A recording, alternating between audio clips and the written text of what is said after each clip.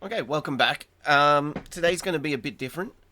Today is going to be mostly a voiceover, and you'll see some behind the scenes stuff. And basically, I thought today what we'd do is what I would normally do, which is film a whole sequence in a day. On bigger budgets, you don't really have that worry. You have a few days to film a whole scene, but on the smaller budgets, it's not uncommon to film two or three scenes in a whole day. Usually, there is more than one person, but today we're going to do it all on just me.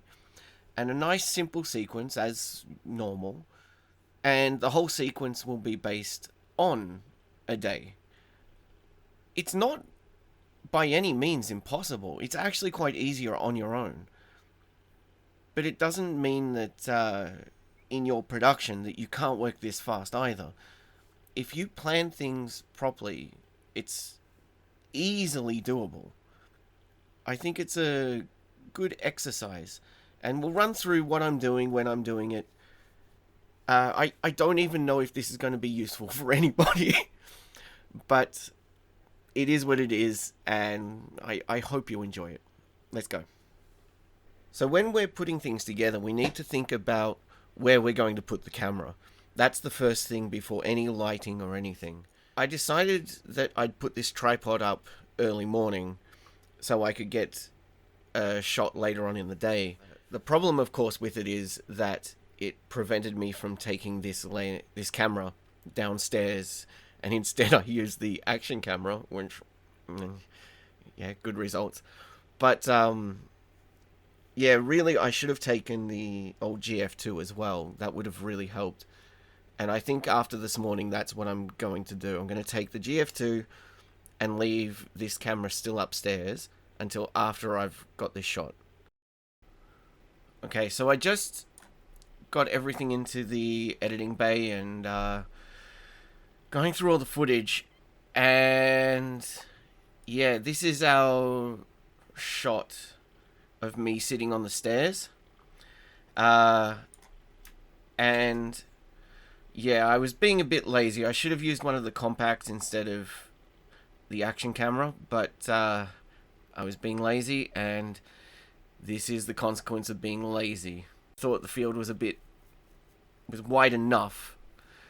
Because without me sitting there, I thought, oh yeah, my head will go underneath that and it'll be okay. But no, no. And now the sun has changed since then, which is the whole point of this. So without doing this tomorrow to get the same sun, the same morning shadows, yeah, we're stuck. I'll see what I can do later on. I might be able to cheat it, maybe, because I'll have to flag everything and we'll just see what we can do. But yeah, otherwise, this is our. Alright, take two. It's become the busiest street in the world. Alright, let's try again. So, the question is also, how do we get focusing on yourself when it's just you?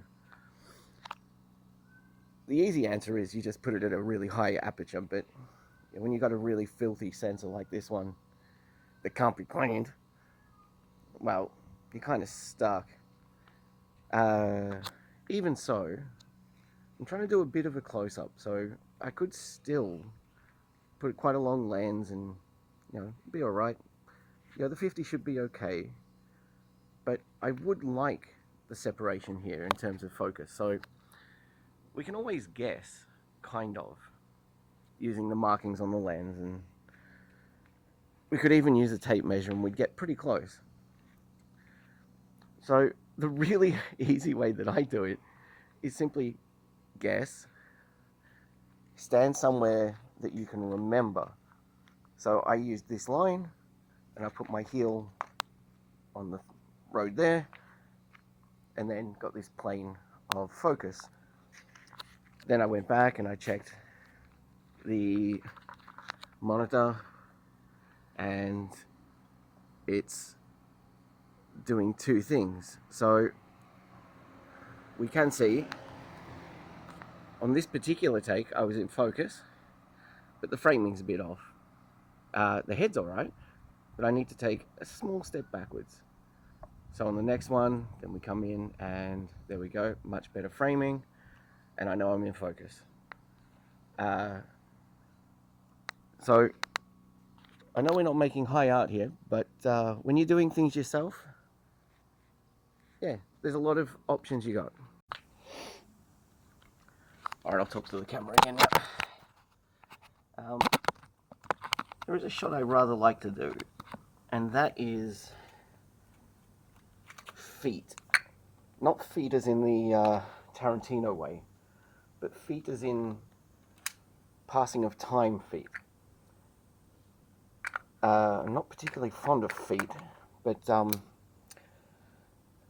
they are very useful in terms of telling parts of the story. The bad thing is, I put on thongs this morning, so now I've got to stick with thongs. So you're going to see my little toes, which sucks. But yeah, if you can, use shoes. Just looks better. This is me getting that walking shot, and getting the focus. I found a background that was a bit more interesting than just concrete. And I focused on that green part and then pulled the focus back a little bit. But without anything to gauge that focus on, really I just had to pace backwards and forwards, hoping that one of these planes of focus got my feet in focus. It did work eventually. I should have done it in slow motion though. This shot is just really simple. Walk away, walk toward the camera. Really simple shot, but it really highlights one of the problems of filming in public, which is cars. This took way more tries than it should have. Really, I had to focus on a pole that was kind of in my frame of reference, and with a deep focus I just walked backwards and forwards and hoped that it worked okay. But with all the cars and just it being a public road, yeah, up and down a lot longer than it should have in 40-degree weather.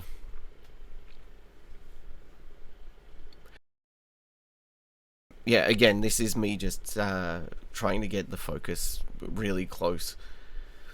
And I don't know how beneficial this is to people. I hope it does help in some way. But just the exercise, I think, is the point here. It's something that I like to do. It's why I do those small little short films after every video. It's not that they're really that good. The storytelling aspects are very, shallow, I guess. The whole story here is I'm just waiting on, the mail being delivered. But the process is worth it. For this one, we had no lighting or anything else. I may do that in the next one. That'd be cool. But it does slow down the process. And to get everything done in a day is really beneficial. So I do hope that you enjoyed it. I hope you got something from it. I don't expect that you did, but I hope you did. And I really appreciate you watching. So thank you very much.